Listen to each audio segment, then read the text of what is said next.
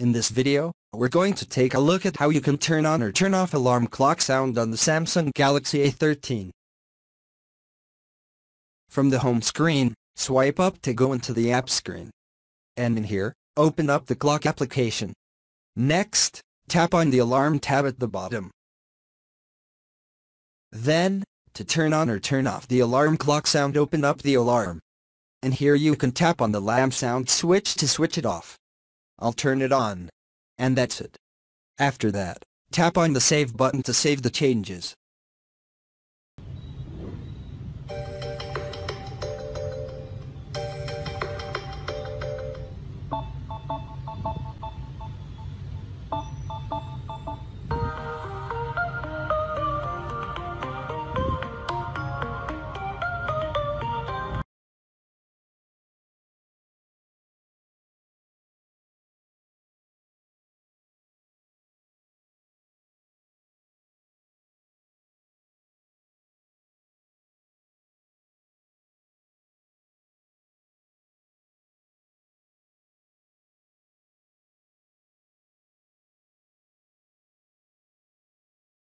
And then, tap on the home button to go back to the home screen.